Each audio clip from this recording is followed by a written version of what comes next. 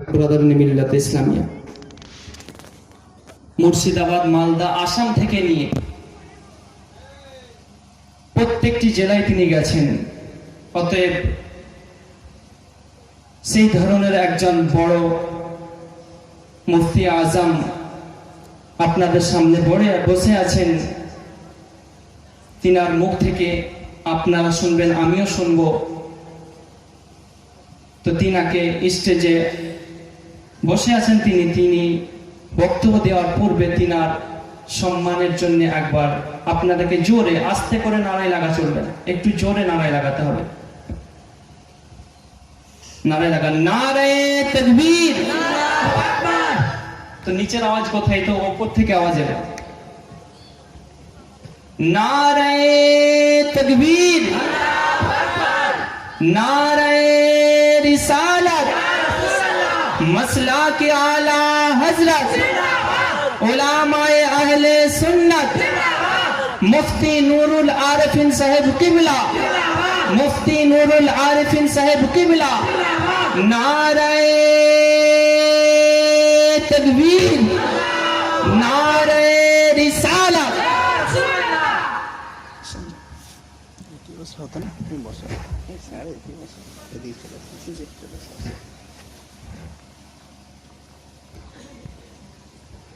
अस्सलामु अलैकुम व रहमतुल्लाहि व बरकातुहू। अहमदुका अल्लाहुम्मा या मुजीब कुल्लि साइल, वस्सलातु वस्सलामु अला मन हुवा अफदलुल वसाइल, व अला आलिहि व अस्हाबिहि ज़बिल फ़दाइल। अम्मा बअद, फ़क़द क़ाल अल्लाहु तआला फ़ी कलामिहिल मजीद, बिस्मिल्लाहिर रहमानिर रहीम, वकुनू मअस-सादिकीन।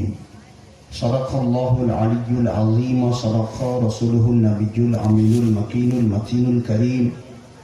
बादहु फ़िश्शानि हबीबिहिल करीम, इन्नल्लाह व मलाइकतहु युसल्लूना अलन नबी, या अय्युहल्लज़ीना आमनू सल्लू अलैहि व सल्लिमू तस्लीमा।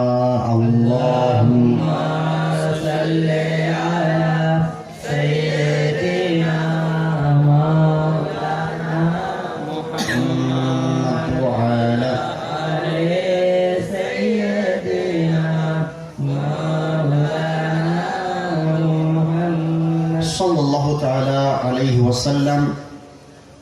रब्बी सल्लि व सल्लिम दाइमान अबदा, रब्बी सल्लि व सल्लिम दाइमान अबदा अला हबीबिका खैरिल खल्क़ि कुल्लिहिम। मुहम्मदुन ज़िक्रुहु रूहुन लिअन्फुसिना, मुहम्मदुन शुक्रुहु फर्दुन अलल उममी। रब्बी सल्लि व सल्लिम दाइमान अबदा अला हबीबिका खैरिल खल्क़ि कुल्लिहिम। सरवर कहूँ कि मालिको मौला कहूँ तुझे, सरवर कहूँ कि मालिको मौला कहूँ तुझे, बागे खलील का गुले ज़ेबा कहूँ तुझे। तेरे तो वस्फ़ आइब तनाही से है बरी, खैरा हो मेरे शाह मैं क्या क्या कहूँ तुझे।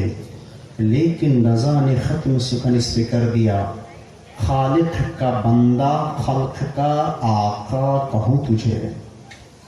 उपस्थित आजकेर जलसार মনোনীত সভাপতি মহাশয়, পার্শ্ববর্তী এলাকা থেকে আগত এবং দূর হতে আগত আমন্ত্রিত ওলামায়ে কেরাম, সম্মুখে উপবিষ্ট সংক্ষিপ্ত মজলিসের শ্রোতা মণ্ডলী, সর্বপ্রথম প্রশংসা মহান রব্বুল আলামিনের জন্য, যিনি এক। অতঃপর কোটি কোটি দুরূদ সালাম বর্ষিত হোক হুজুর আকরাম নূরে মুজাসসাম শফি মুআজ্জম সয়্যিদ আলম হাবিবে কিরদিগার নায়েবে পরওয়ারদিগার মক্কার তাজদার মদিনার সরদার কুল কায়নাতের মালিক ও মুখতার নবী মুহাম্মদুর রাসূলুল্লাহ সাল্লাল্লাহু তাআলা আলাইহি ওয়াসাল্লাম বলুন আল্লাহুম্মা আমিন। সন্ধ্যা থেকে এতক্ষণ পর্যন্ত কয়েকজন বক্তার বক্তব্য আপনারা শ্রবণ করলেন, গজল, নাথ শরীফ, মানকাবা তো আপনারা শুনেছেন। একদম শেষ পর্যায়ে খুব কম সময়ের জন্য আমি আপনাদের সম্মুখে হাজির হয়েছি কিছু বলার জন্য। আপনাদের কাছে অনুরোধ যে আপনারা শোনার চেষ্টা করবেন। আজকে আপনারা জলসা বা সংক্ষিপ্ত মজলিস যা আয়োজন করেছেন, কয়েকজন ছেলের সক্রিয় উদ্যোগের দ্বারাই এটা আয়োজন সম্ভব হয়েছে। প্রশ্ন হতে পারে, মৌলানা সাহেব, আমরা তো এই ধরনের মজলিস খুব কম করি, আমাদের এলাকায় পার্শ্ববর্তী এলাকাতে অন্য মজলিস হয়, এই মজলিস করে উপকার কি, বেনিফিট কি, ফায়দা কি, বা এই 2-4 জন ছেলে মিলে যে এই জলসা করছে তাতে তাদের উপকার কি হবে? নানা প্রশ্ন আপনার হতে পারে। সংক্ষেপে আমি এটাই বলতে চাই যে এই মজলিসের ইম্পর্টেন্স, গুরুত্ব অতটাই। একটা পাখি, উদাহরণস্বরূপ আপনারা দেখেছেন আপনার এলাকার নিশাচর পেঁচাকে আপনারা জানেন। পেঁচা রাতের বেলায় যদি তার বাসাকে ভুলে যায়, দিনের বেলায় সে দেখবেন বাসা খুঁজে না পাওয়ার জন্য গাছের তলায়, গাছের ডালে, রাস্তায় ইত্যাদি ইত্যাদি জায়গা থেকে দেখতে পাওয়া যায়। তো ওই পেঁচার অবস্থা হয় খুব শোচনীয়। রাস্তায় দেখতে পেলে কুকুর, বিড়ালে তাড়া করে, গাছের তলায় দেখতে পেলে আপনার বাচ্চা ছেলেরা ঢেলা নিয়ে মারতে শুরু করে, আর গাছের উপরে থাকলে কাক আর চিল আর কোকিল বললেন এত অত্যাচার করে, লাস্টে তার প্রাণটাই চলে যায়। এর দ্বারা এটা বোঝা গেল একটা নিশাচর প্রাণী নিজের বাসা ভুল করার জন্য তার দুর্গতি হয়ে যায়, তার অবস্থা শোচনীয় হয়ে যায়, তার অবস্থা এমন হয় লাস্টে তার জীবনটাই চলে যায়।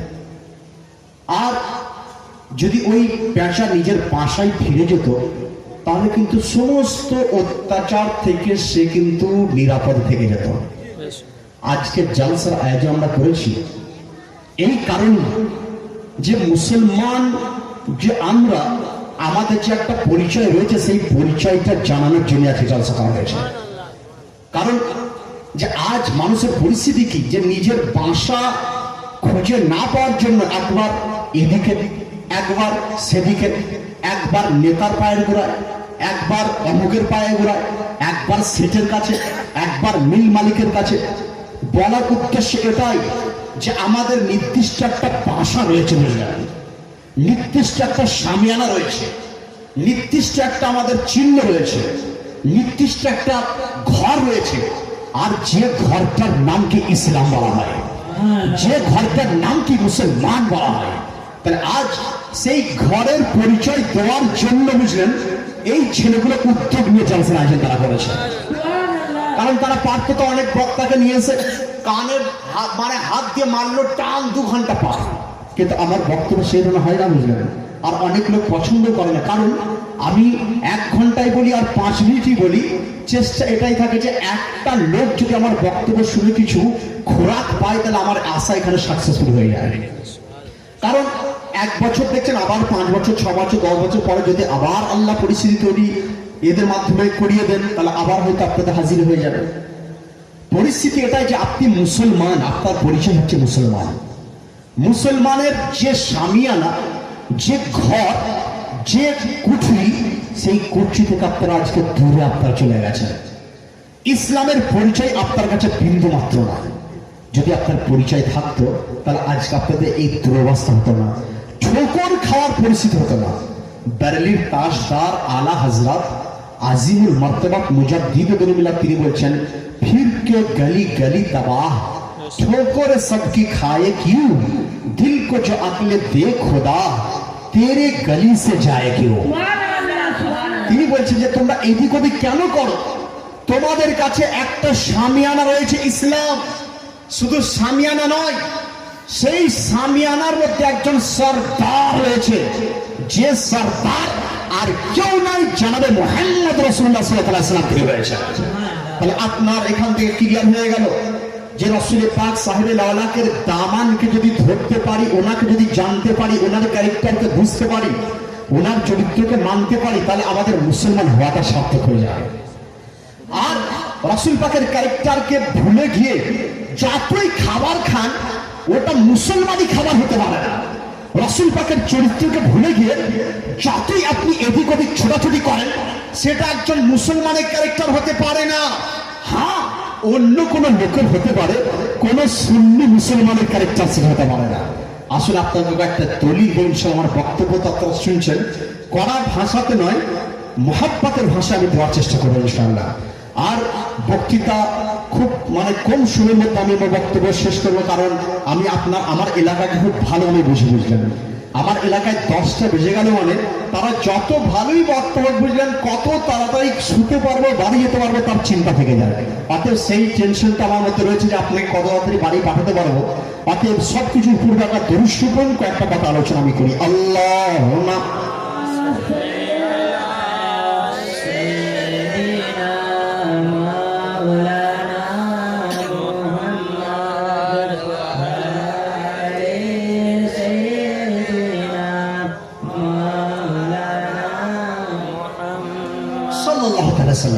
তাহলে আপনি যখন পেয়ে গেলেন যে আপনার সামিয়ানা সেটাই যেটা ইসলামী সামিয়ানা, আপনার ঘর সেটাই যেটা ইসলামিক ঘর, আপনার পরিবেশ সেটা যেটা ইসলামিক পরিবেশ। দেখুন, আজ আপনারা মুসলমান হওয়ার পর ইসলামকে আপনারা জানছেন না, মুসলমান হওয়ার পর ইসলাম সম্বন্ধে ইগনোরেন্ট, জ্ঞান আপনার নাই। কিন্তু আপনি কি জানেন যে রব্বুল আলামিন এত দয়া আপনার উপর করেছেন, কিন্তু আপনি সেই দয়াকে ভুলে গেছেন। মুসলমান হয়েছেন, যে রব আপনাকে খাওয়াচ্ছে সে রবকে আপনি ভুলে বসে আছেন। অপরদিকে রব্বুল আলামিন তার হাবিবের চর্চা, হাবিবের কথার চর্চা, হাবিবের ব্যক্তিত্বের চর্চা বিধর্মীদের মুখের দ্বারা প্রকাশ করতে শুরু করে দিয়েছে। কিভাবে দেখুন, লন্ডনের বুকে একজন বিখ্যাত বৈজ্ঞানিক, যে বৈজ্ঞানিককে লোক বলেছিল, তিনি জিজ্ঞাসা করেছিলেন, আচ্ছা বলো তো ইসলাম ধর্ম কেন সঠিক ধর্ম, ইসলাম ধর্ম কেন সর্বশ্রেষ্ঠ ধর্ম? তো ওই বৈজ্ঞানিকের কথা শোনার পর কিছু মুসলমান নামধারী তারা কনফিউশন হয়ে গিয়েছিল। তারা ভেবেছিল যে ইসলাম শুধু নামাজ পড়ার না, ইসলাম শুধু হজের না, ইসলাম শুধু জাকাতের না, ইসলাম শুধু তসবিহ তাহলিলের না, ইসলাম শুধু আপনার দান ধ্যান করার না। কিন্তু তিনি বুঝেছিলেন যে না, ইসলামের পরিবেশকে এত খাটো করে দেখলে হবে না। ইসলাম সেই ধর্মের নাম যে আজ বিধর্মী নেতারা যে সকল কথা বলে, তাদের মুখ দিয়ে যত ভালো ভালো কথা বের হয়, মুখ তাদের থাকে কিন্তু অরিজিনালি মেসেজ নবী মুস্তাফার হয়ে যায়। বুঝতে হয়তো পারলেন না, আজকের দিনে যত বড় বড় নেতা, লিডার, ক্যাডার আপনাদেরকে ভালো ভালো কথা শোনায়, আপনি ভাবছেন যে এটা মন্ত্রীর কথা, কোন নেতার কথা। আপনার তো বলা উচিত এটাই ছিল, যদি জানতেন তাহলে বলতেন যে মুখ তোমার, আসল কথা নবী মুস্তাফা হয়েছে। কিভাবে দেখুন, আজ সারা এলাকার মধ্যে একটাই মেসেজ, এয়ারপোর্ট থেকে শুরু করে, নার্সিং হোম থেকে শুরু করে, হাসপাতাল থেকে শুরু করে, আপনার যেখানেই চলে যান লোকেরা বলে যে হাসো, একটি স্মাইলিং, বলছে হেসে কথা বলা। যে কারণে দেখবেন নেতারা যখন বক্তব্য রাখতে শুরু করে, হেসে হেসে বক্তব্য রাখতে শুরু করে দেয়। কারণ স্মাইলিং মানুষের মনকে জয় করতে পারে, হাসি মানুষের অন্তরের মধ্যে আঁচড় কাটতে পারে। আপনি হাসতে শুরু করলেন, কেউ যদি ফ্লাইটে চলেন, সেখানে এয়ার হোস্টেস দেখবেন প্রথমে আপনাকে যখন ওয়েলকাম জানায় হাসি মুখে। এখনকার America, London, Denmark, Sweden, Japan সমস্ত জায়গার লোকেরা এটা বলে যে হাসপাতালে রুগী আসার পর তাকে কোন রকম ধমক দিয়ে কথা বলার প্রয়োজন নাই, তাকে মোহাব্বতের কথা বলো, তার মোহাব্বতের কথা বললেই তার রোগটা অনেকটা তার থেকে বিদায় নিতে শুরু করে দেয়, অনেকটা সে আপনার ইজি অনুভব করতে শুরু করে। বোঝা গেল স্মাইলিং এর একটা প্রভাব রয়েছে। কিন্তু আপনি মুসলমান, আমি মুসলমান, যখন সারা বিশ্বের লোকের একটাই মেসেজ, হেসে কথা বলো, মন জয় করো। আজকের কথা, খোদার কসম, আজকের নেতারা তাদের মুখ দ্বারা এই কথাটা বলে, আমি তো বলবো তাদের চুরি করা কথা। আসল কথা আমার নবী মুস্তাফা করে দিয়েছিলেন। 1400 বছর পূর্বে রাসূলের পাক সাহেবের আলাদা তিনি মেসেজ দিচ্ছেন এইভাবে, আল বাশাশাতু মিনাল ঈমান, লোকের সঙ্গে মিষ্টি ভাষী হয়ে যাও। মিষ্টি ভাষায় কথা বলার, এই কথা বলাটাই ইমানের অঙ্গের মধ্যে রয়েছে। তাহলে আপনি বুঝতে পেরে গেলেন যে ইমান কাকে বলে, ইমানের অঙ্গের কথা আপনি বুঝতে পেরে গেলেন। এরপরে ইসলাম কেন, আমার ধর্ম কি কারণে সর্বশ্রেষ্ঠ, why Islam all the best in the world, সারা বিশ্বের মধ্যে ইসলাম সঠিক হওয়ার কারণটা কি? তো আপনার কার্নেল হক নামে একজন বৈজ্ঞানিক, তিনি যখন একজন মুসলমানকে জিজ্ঞাসা করলেন, হে মুসলমান তুমি বলে দাও তোমার ধর্ম বলে ইসলাম সঠিক ধর্ম, তোমাদের কোরআন বলে ইসলাম সর্বশ্রেষ্ঠ ধর্ম, তোমাদের নবী সর্বশ্রেষ্ঠ নবী, আচ্ছা বলো ইসলাম কি কারণে সর্বশ্রেষ্ঠ, ইসলাম কেন অল দ্য বেস্ট? তো লোকেরা উত্তর দিতে পারেনি। তো ডক্টর কার্নেল হক তিনি খ্রিস্টান ধর্মের লোক ছিলেন, তিনি বলেন শোনো শোনো, ইসলাম সঠিক হওয়ার কারণ শোনো, অনেক কারণ আমার কাছে রয়েছে, তার মধ্যে একটা কারণ শুনে যাও। বলে কি কারণ? বলে তোমার মুস্তাফা আজ থেকে 1400 বছর পূর্বে যে মেসেজ গুলো দিয়েছিলেন, সারা বিশ্বের পরিবর্তন এসেছে, পরিবর্তন হচ্ছে, পরিবর্তন হবে, কিন্তু নবী মুস্তাফার দেওয়া মেসেজের কোনো পরিবর্তন করতে হয়নি। উনি 1400 বছর পূর্বে মসজিদে নববীর মধ্যে দাঁড়িয়ে যে মেসেজ দিয়েছিলেন, সেটা তখনকার লোকেদের জন্য যেমন ফিট ছিল, আজকের লোকের জন্য সেটা ফিট হয়ে রয়েছে। 1400 বছর পরেও যেমন ফিট, 1400 বছর আগেও তেমন ফিট, কাল কিয়ামতের সকাল পর্যন্ত ফিট হয়ে থেকে যাবে। আপনি বলুন কিভাবে, একটু বুঝি বলুন। রাসূল কায়নাত সাল্লাল্লাহু আলাইহি ওয়াসাল্লাম তিনি বলেন যে নামাজ পড়ার পূর্বে তোমরা আজান দিয়ে দাও। আজানটা কি? হোয়াট ইজ দ্য আজান? আজানের মধ্যে রয়েছে কি? বলে আজান হচ্ছে এমন একটা জিনিস যে আজান দিলে শয়তান দূর হয়ে যায়, আজান দিলে ঈমান তাজা হয়ে যায়, আজান দিলে বিপদ মুক্ত হয়ে যায়, আর আজান দিলে ঈমানদারকে নামাজের জন্য জমায়েত করা যায়, অনেক ফায়দা। তাহলে আজান দিয়ে দাও, রাসূলের পাক 1400 বছর পূর্বে বলেছিলেন আজান দিয়ে দাও। তো ওই বৈজ্ঞানিক ডক্টর কার্নাল তিনি বলেন যে আজান দেওয়ার কথা 1400 বছর পূর্বে তিনি বলেছিলেন। হ্যাঁ, আমরা লন্ডনে বাস করতে পারি, সারা বিশ্বের সমস্ত ধর্মকে একদিকে রাখো, মুসলমান ধর্ম যদি অপর দিকে থাকে, অন্য ধর্মের মেসেজ, সারা বিশ্বের বুকে বহু ধর্ম রয়েছে, তারা আপনার লাখ বছর যদি তারা রাজত্ব করে যদি থেকে যায়, তাদের ধর্ম অন্য দেশের মধ্যে পৌঁছাতে পারেনি। কিন্তু কুরবান যাও ইসলাম ধর্মের মধ্যে, রাসূল পাক সাল্লাল্লাহু আলাইহি ওয়াসাল্লাম মাত্র 63 বছর জিন্দেগি, মক্কা শরীফ মদিনা শরীফের জিন্দেগি আর মক্কা শরীফের জিন্দেগি, 23 বছর তিনি ইসলামকে প্রচার করেছিলেন। 23 বছরের মধ্যে সারা বিশ্বের অর্ধেক অংশে তিনি ইসলামকে প্রচার তিনি করে দিয়েছিলেন। এই কারণে ইসলাম সর্বশ্রেষ্ঠ। আর ইসলাম সর্বশ্রেষ্ঠ হওয়ার আরো কারণ রয়েছে। কি কারণ?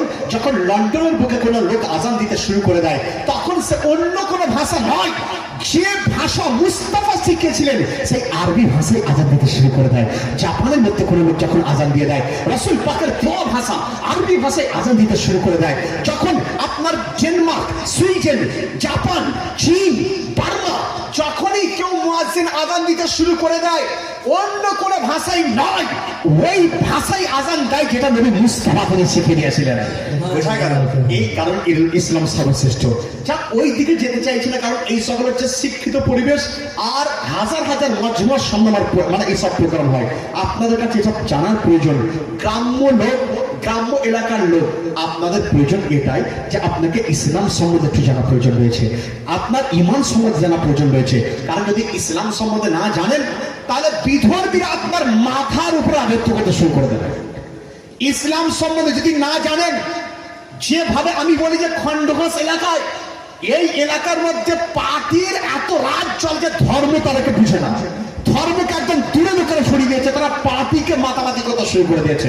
আর যেখানে মুর্শিদাবাদ, মালদা, দিনাজপুর চলে যান, সেখানে দেখুন পার্টি নিয়ে মাতামাতি নয়, কারণ সেখানে ইমানদার লোক সেখানে রয়েছে।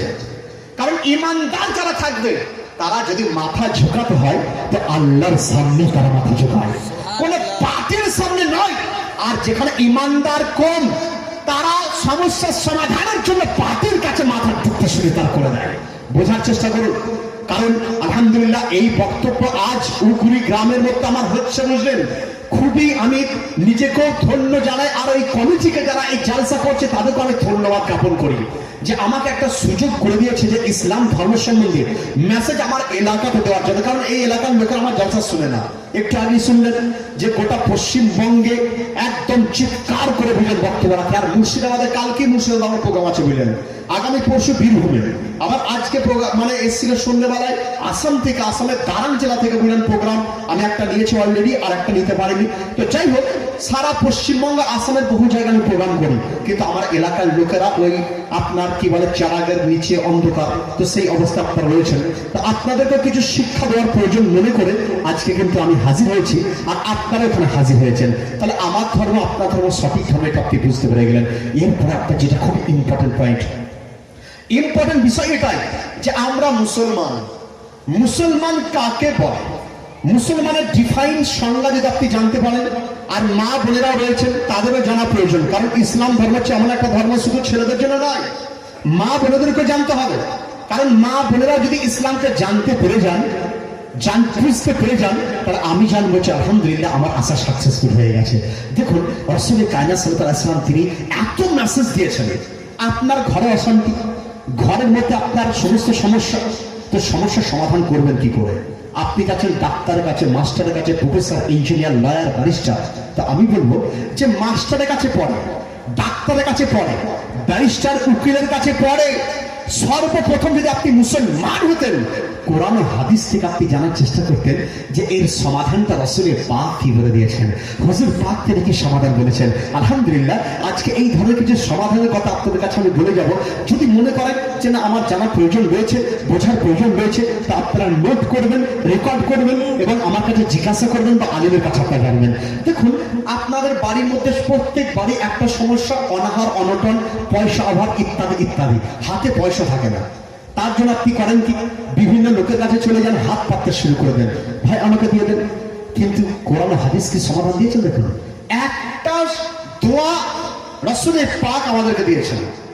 যদি আপনার ঈমান মজবুত থাকে, শর্ত হচ্ছে ঈমান মজবুত থাকা, 1 মাস যদি আপনি পড়েন, তো আমি তো বলবো যে আপনার দুনিয়ার এমন কোনো বিপদ নাই যে সেটা চলতে পারে না। শর্তটা ঈমান মজবুত হওয়া প্রয়োজন রয়েছে। একদিন রাসূল পাক সাহাবীর আলাকে দরবারে একজন সাহাবী বলেছেন, ইয়া রাসূলুল্লাহ, ইয়া হাবিবাল্লাহ, আমার হাতে এমন অবস্থা যে হাত গুটিয়ে যাচ্ছে রাসূলুল্লাহ, হাতের মধ্যে পয়সা থাকে না, টাকা থাকে না। ইয়া রাসূলুল্লাহ, আপনি তো মালিক মুখতার নবী। রাসূল, ইয়া রাসূলুল্লাহ, আপনাকে তো সারা বিশ্বের সরদার করে রব্বুল আলামিন পাঠিয়েছেন। আপনার পরিচয় এটাই যে আপনি কুল কায়নাতের মালিক। হুজুর দেখো আপনি সমস্যার সমাধানটা করে দেবেন। তাহলে সাহাবীদের আকীদা সমস্যার সমাধান পাওয়ার জন্য নবী মুস্তাফার দ্বারে হাজির হতেন। পয়েন্ট, সাহাবীদের আকীদা সমস্যার সমাধান হওয়ার জন্য নবীর দ্বারে। আজ আপনার এলাকার কিছু লোক বলে যে নবীর কাছে যাওয়া চলবে না, বেকুব ওয়াহাবি মার্কা নবী এরা বুঝলেন। এই সকল লোকের দ্বারা সমাজের উন্নতি নয়। যারা নবীর ক্যারেক্টারকে ভোলানোর চেষ্টা করে, যত বড় বড়ই মাদ্রাসা করুক না কেন, কোনো কাজ কিছু নাই। যত বড় বড়ই জব্বা পড়ুক না কেন, কাজ কিছু নাই। যত বড় বড় দাড়ি রাখুক না কেন, সেই দাড়ি ইবলিসের দাড়ি হতে পারে, কোনো মুমিনের দাড়ি হতে পারে না। যারা রাসূল পাকের জিকিরকে বলে যে রাসূলের চর্চা করা চলে না, তারা কি বলেছে যে রাসূলকে চর্চা না করো, আল্লাহকে মানো, কিয়াম করা চলবে না, দরুদ পড়া চলবে না, সালাম পড়া চলবে না, এই করা চলবে না। আর আমাদের আকীদা, এই যে স্টেজে দেখছেন সকলের আকীদা এটাই। রাসূলের পাক সাহাবীর আওলাদ সম্বন্ধে আহলে সুন্নাতুল জামাতের আকীদা এটাই। রাসূলের পাক তিনি হায়াতুন নবী, তিনি জীবিত নবী, তিনি আজও জীবিত রয়েছেন। মদিনা শরীফের রওজা শরীফে তিনি আরাম তিনি করছেন। আমাদের আকীদা তু জিন্দা হে ওয়াল্লাহ, तू जिंदा है वल्लाह, मेरे चश्मे आलम से छुप जाने वाले। या রাসূলুল্লাহ, আপনি জীবিত রয়েছেন, আমাদের চোখের অন্তরালে আপনি রয়েছেন। তাহলে নাম্বার 1 পেয়ে গেলেন রাসূল জীবিত নবী। নাম্বার 2 এটাই যে আমরা আল্লাহর ওলিদের দরবারে যাই তাদেরকে সিজদা করার জন্য নয়, আল্লাহর ওলির দরবারে যাই তার ওসিলাতে দোয়া কবুল করানোর জন্য যাই। সুবহানাল্লাহ, সুবহানাল্লাহ। তাই তো আল্লাহর ওলির দরবারে যাওয়া নবীদের সুন্নাত, আল্লাহর ওলিদের দরবারে যাওয়া সাহাবী রাসূলের সুন্নাত, আল্লাহর ওলিদের দরবারে যাওয়া প্রত্যেকটি আউলিয়া কেরামের সুন্নাত ছিল। তা আমরা ওই কারণে যাই, কারণ রাসূল পাক সাহাবীর আওলাদের দরবারে যাওয়ার কথা রব্বুল আলামিন তিনি শিখিয়েছেন। রব্বুল আলামিন তিনি শিখিয়েছেন যে রাসূলুল্লাহর দরবারে তোমরা চলে যাও, রাসূলুল্লাহর দরবারে চলে যাও। সাহাবী রাসূলুল্লাহ তাই হুজুরের দরবারে হাজির করা দিতেন। তার 2 নম্বর আকীদা যে রাসূল পাকের দরবারে যাওয়া, এটা সাহাবীদের আকীদা ছিল। এরপর আমাদের আরো আকীদা আপনাকে বলে দিই, রাসূলের সামনে রাসূলের শানে দরুদ সালাম পড়া, এটা সুন্নি জামাতের আকীদা। তাহলে কেউ যদি সালাম না পড়ে তাকে জোর জবরদস্তির প্রয়োজন নাই, তাকে এটাই ভাববেন যে তার অন্তরের এই মহাব্বতের সফটওয়্যার তার মধ্যে নাই। আর আমি তো গোটা পশ্চিমবঙ্গ ইন্টারনেটে আমার চ্যালেঞ্জ করা আছে যে কোনো ওয়াহাবি মার্কা মৌলবি যদি একটা হাদিস দেখাতে পারে যে কিয়াম করা চলবে না, 1 লাখ টাকা প্রাইজ বললেন, তার জীবনের 10 বছরের খরচা আমি চালাবো ইনশাল্লাহ, যদি একটা দলিল দেখাতে পারে যে কিয়াম করা চলবে না। আলহামদুলিল্লাহ, এই যে গলা আপনি শুনছেন, যদি আমি ধরুন উল্টো পাল্টা বা দলিল দেখাতে না পারতাম তো কোন দিন হয়তো আমাকে লোকেরা এখানে শেষ করে দিত। কিন্তু না, গোলা মানে মোহাম্মদ जान देने से नहीं डरते, ये से रहे या कट जाए कुछ परवाह नहीं करते। আমরা জানি রাসূলের পাক সাহেবের আলাক হচ্ছে ইমানের নাম রাসূলুল্লাহ, রাসূলের পাক সাহেবের আলাক ইমানের জানের নাম রাসূলুল্লাহ। রাসূলের পাক সাহেবের আলাকের ওসিলাতে আমরা জান পেয়েছি, মান পেয়েছি, ইজ্জত পেয়েছি, সম্মান পেয়েছি, আমরা দুনিয়া পেয়েছি নবী মুস্তাফার ওসিলাতে। দুনিয়া তো দুনিয়া, স্বয়ং রব্বুল আলামিনের সন্তান পেয়েছে নবী মুস্তাফার ওসিলাতে। তাহলে সেই রাসূলের সামনে যদি কেউ বেয়াদবি করে, আমার বিরুদ্ধে যদি কেউ বলে আমি তাকে মাফ করে দিই, আমার ফ্যামিলির বিরুদ্ধে যদি বলে মাফ করে দেব, কিন্তু রাসূলুল্লাহর সামনে যদি কেউ বলে যে স্টেজে যত টিম বুঝলেন হাজির হব তাদের পোস্ট মাটাম আমি করতে বন্ধ করবো না ইনশাআল্লাহ। তো শুনে যান, এই উগরি গ্রামে আমি খুব দুঃখ সহকারে বলি যে 4-5টা প্রোগ্রাম যদি আমাদের হয়ে যায়, উগরি গ্রামে যেখানে এক চেটিয়া সুন্নি মুসলমান ছিল বুঝলেন, সেখানে অর্ধেক বুঝলেন আধা আধি এদিক ওদিক হয়ে গেছে। বলছে সালাম করতে মানা, ক্যাম করতে মানা, এ করতে মানা। আমি বললাম শুনুন, আপনার গ্রামে তো আলিমদের সম্মান করেন না, আলিমের ঢোকার রাস্তা বন্ধ করে দিয়েছেন, আলিমের ঢোকার রাস্তাকে খুলে দেন। আর আমার মতো অধমকে 3-4টে প্রোগ্রাম করান, দেখবো যে কত ধানে কত চাল। ইনশাআল্লাহ যদি ওয়াহাবিদেরকে আপনার এই উগরি গ্রামের মধ্যে যদি আপনার তাদের পরাজিত করতে না পারি, তাহলে আমি বুঝলেন যা শাস্তি আপনাদের সেই শাস্তিতে আমি রাজি হয়েছি। অত শোনার চেষ্টা করুন। খুব দুঃখের কথা, কারণ কাফসিটি এলাকাতে হুজুর জামালে মিল্লাতের মতো বেরালির শরীফ থেকে এত বড় পীর সাহেব আছে, কিন্তু উগরি থেকে 2 কি 4 লোক হাজির হয়ে যান। দুঃখ কিছু না, বোঝার চেষ্টা করুন যে হক রাস্তা কোনটা, সঠিক রাস্তা কোনটা। সঠিক রাস্তা আহলে সুন্নাত ওয়াল জামাত, যার জন্য কোরআন শরীফ নবী আল্লাহ ইরশাদ করেন ইহদিনাস সিরাতাল মুস্তাকিম। আমরা দোয়া করি আল্লাহ আমাদেরকে সঠিক রাস্তায় চালাও। সঠিক রাস্তা কোনটা? কোরআনকে আবার জিজ্ঞাসা করা হলো, হে কোরআন তুমি বলে দাও কোন রাস্তা সঠিক। তো কোরআন বলে আনআমাল্লাহু মিনান নাবিয়্যিনা ওয়াস সিদ্দিকিনা ওয়াস শুহাদাই ওয়াস সালিহিন।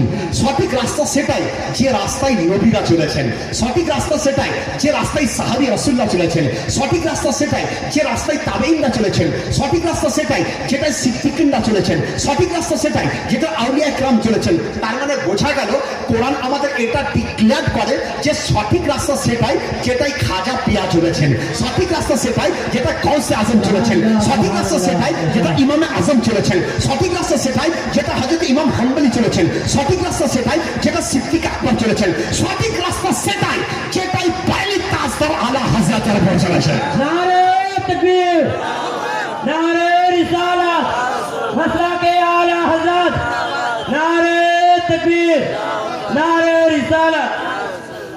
তাহলে সঠিক রাস্তার সন্ধানের কথা আপনাকে বলছি, বলার দায়িত্ব আমার, মানতেও পারেন নাও পারেন। জবরদস্তি না যে গলায় কাপড় দিয়ে এটাই করতাম, কারণ ইসলামের জবরদস্তি তার উপর নাই, তার উপরে জবরদস্তি না। আপনার যদি মনে হয় যে ওই পায়খানা বা গোবরে মুখ দিয়ে আপনার কাছে পছন্দ নিয়ে, তো আপনি ভালো, ওয়েলকাম ফর ইউ, আপনার জন্য ওটাই ভালো। আর যদি মনে করেন যে না মধু খাওয়ার প্রয়োজন রয়েছে, তো তার জন্য আলহামদুলিল্লাহ আমি তো সবসময় আপনার জন্য রাজি রয়েছি যে আপনারা চলে আসুন, জানুন, বুঝুন এবং জানার চেষ্টা করুন যে ইসলাম কাকে বলে, ইমান কাকে বলে। কয়েকটা খুব অল্প সময়ের মধ্যে আপনি জানার চেষ্টা করুন, তাহলে আপনি পেয়ে গেলেন যে ইমান নবী মুস্তাফার নাম। তো রাসূলুল্লাহ সাল্লাল্লাহু আলাইহি ওয়াসাল্লাম সম্বন্ধে যত জানবেন তত ইমান মজবুত হবে কিনা। রাসূলুল্লাহ যখন ইমানের নাম, রাসূলের পাক সাহেবের আওলাকের নামেই ইমান, রাসূল পাক কে যত জানবেন ইমান তত মজবুত হবে। রাসূলের পাকের দরবার চামুন দরবার ডক্টর ইকবাল তিনি বলেছিলেন কি মোহাম্মদ সে অফা तूने तो हम तेरे हैं, ये जहां चीज हो किया लो हो कलम तेरे हैं। তিনি বলেছিলেন যে শোনো, যদি রাসূল পাকের দরবারে গোলাম তুমি হয়ে যাও তো তুমি দুনিয়া কেন ভাবছো, লৌহ কালাম তোমার হয়ে যাবে। আবার তিনি বলছেন যে मोहम्मद की मोहब्बत तीन हक की शर्त अव्वल है, अगर रह जाए कुछ खामी तो सब कुछ नामुकम्मल है। তো বোঝা গেল যে রাসূল পাকের মোহাব্বতকে ঈমান বলা হয়। আর আমরা যে ঈমানকে মানি আলা হযরত আজিমুল মারতাবাত চার খানদানের লোক, মানে সিলসিলার লোক, হুজুর জামালে বিল্লাহ আপনার কাফসিট মাদ্রাসাতে 5 বছর রেগুলার এসেছেন। তো উনার মেসেজ এটাই যে इश्क रसूल ही असल ईमान है, ईमान की जान है, जान का चैन है, चैन का सामान है। रसूल पाकेर मोहब्बतेर नाम ईमान, ईमानेर जान, जानेर चैन, चैनेर सामानेर नाम রাসূলুল্লাহ সাল্লাল্লাহু আলাইহি ওয়াসাল্লাম। তাহলে নবী পাক সম্বন্ধে যত জানবেন ঈমান তত মজবুত হবে। যখন এটা ক্লিয়ার, আর এটা অবশ্যই ক্লিয়ার 100%, রাসূলুল্লাহ সাল্লাল্লাহু আলাইহি ওয়াসাল্লাম সম্বন্ধে যত জানবেন তত আপনি বেশি মুমিন হবেন, আর আপনার কবরটা জান্নাতি বাগিচা হবে। আর মরার পর রাসূল পাকের পাক্কা সাচ্চা গোলাম যদি হন, জান্নাতের স্থানটা আপনার হয়ে যাবে। তাহলে আপনি পেয়ে গেলেন। রাসূল পাকের গোলাম যদি আপনি হয়ে যান তাহলে আপনার শান বেড়ে যাবে। রাসূল পাক সম্বন্ধে জানলে আপনার শান বাড়বে। 10-15 মিনিটের মধ্যে হুজুর পাকের কিছু শান বোঝানোর চেষ্টা করি। রাসূল পাক সাহাবায়ে কেমন ছিলেন, রাসূল পাক দেখতে কেমন ছিলেন, ওনার হাত মোবারক কেমন ছিল, পা মোবারক কেমন ছিল, বডি মোবারক কেমন ছিল, চেহারা মোবারক কেমন ছিল, চুল শরীফ কেমন ছিল, ওনার চলা কেমন ছিল, উনি বলতেন কেমন, ঘুমাতেন কেমন, এক একটি টপিকের 1 ঘন্টা করে ওয়াজ। আমি 1 ঘন্টায় নয় 5-10 মিনিটের মধ্যে আপনাকে একটু একটু বোঝানোর চেষ্টা করি যে রাসূল পাক সম্বন্ধে যত জানবেন ঈমান তত মজবুত হয়ে যাবে। দেখুন আমাদের চেহারাকে আপনারা দেখছেন, আমাদের চেহারা চামড়ার চেহারা, কারোর চেহারাতে দাগ, কারোর চেহারাতে আপনার বিভিন্ন রকমের মানে চিহ্ন ইত্যাদি হয়ে থাকে। কিন্তু আকা মাওলার চেহারা কেমন ছিল, আকা মাওলার চেহারা কেমন ছিল, দারির তাজদার আলা হযরত আজিমুল মারতাবাত মুজাদ্দিদুল মিলাদ তিনি কি বলছেন, রুখ তিন হাইয়া महर समा ये भी नहीं वो भी नहीं सब सुल्फिया मुश्क होता ये भी नहीं वो भी नहीं। সুবহান আল্লাহ, সুবহান আল্লাহ। ইয়া রাসূলুল্লাহ আপনার চেহারাকে আসমানের চাঁদ বলছি, তাও আপনার চেহারা তার থেকে বেশি উজ্জ্বল। আপনার চেহারাকে আসমানের সূর্য বলছি, তার থেকে আপনার চেহারা বেশি উজ্জ্বল। ইয়া রাসূলুল্লাহ আপনার চেহারাকে চাঁদ বলা চলে না, সূর্য বলা চলে না, চাঁদের থেকে উজ্জ্বল বেশি আপনার চেহারার ঝলক, সূর্যের থেকে বেশি উজ্জ্বল আপনার চেহারার ঝলক। হযরত জাবির বলে একজন সাহাবী রাসূল, যে সাহাবী রাসূল হুজুর পাক সাহাবীর আওলাদকে কোলে নিয়ে, মানে হুজুর পাকের মাথা মোবারক ওনার কোলের মধ্যে ছিল। তো হযরত জাবির তিনি বলেন যে পূর্ণিমার চাঁদনি ছিল, পূর্ণিমার রাত্রি ছিল, পূর্ণিমার চাঁদ নিজের লাবণ্য সৌন্দর্য নিয়ে আসমানে উদিত হয়েছিল। হযরত জাবির তিনি বলেন ইয়া রাসূলুল্লাহ আমি আসমানের চাঁদকে দেখছিলাম আর আপনার চেহারাকে দেখছিলাম। ইয়া রাসূলুল্লাহ আপনাকেও দেখছিলাম, আসমানের চাঁদকে দেখছিলাম। রাসূল পাক বলছেন রেজাল্ট তুমি কে পেলে, রেজাল্ট কি পেলে? তো হযরত জাবির তিনি বলেন ইয়া রাসূলুল্লাহ ইয়া হাবিবাল্লাহ, এইভাবে তিনি বলেছিলেন চাঁদ মে তো দাগ है आपका चेहरा साफ है। ইয়া রাসূলুল্লাহ চাঁদের মধ্যে দাগ রয়েছে, মদিনার চাঁদ আপনার চেহারা সাফ রয়েছে। ইয়া রাসূলুল্লাহ আসমানের চাঁদ দাগ যুক্ত আর আপনি মদিনার চাঁদ আপনি দাগ মুক্ত রয়েছেন। একজন বিখ্যাত আপনার হানাফি মাসলাকের বারিস্টার হযরত মোল্লা আলী কারি রাহমাতুল্লাহ আলাইহি তিনি বলেন যে হ্যাঁ হ্যাঁ হযরত জাবির তিনি সঠিক কথা বলেছিলেন। হযরত জাবির তিনি বলেছিলেন যে মদিনার চাঁদ হচ্ছে আপনার দাগ মুক্ত আর আসমানের চাঁদ দাগ যুক্ত। তিনি সঠিক বলেছেন। আসমানের চাঁদ তিনি আরো ব্যাখ্যা করে বলছেন আসমানের চাঁদ বাড়ির উপরের অংশে পড়ে, মদিনার চাঁদ বাড়ির ভিতরের মধ্যে চলে যায়।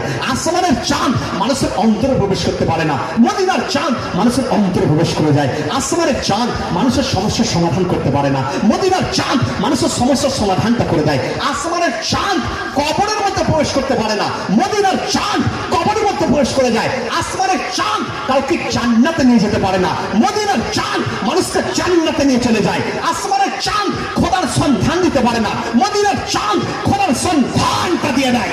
বোঝা গেল রাসূল পাক সাল্লাল্লাহু আলাইহি ওয়াসাল্লামের চেহারার শান ছিল এটাই। তাহলে আপনি বুঝুন যে আমার মুস্তাফা কত সুন্দর তিনি ছিলেন, কত সুন্দর তিনি ছিলেন। এই তো চেহারার শান ছিলেন। হাতের শান আপনি শুনুন, রাসূল পাকের হাত মোবারক কেমন ছিল, হাত মোবারক কেমন ছিল।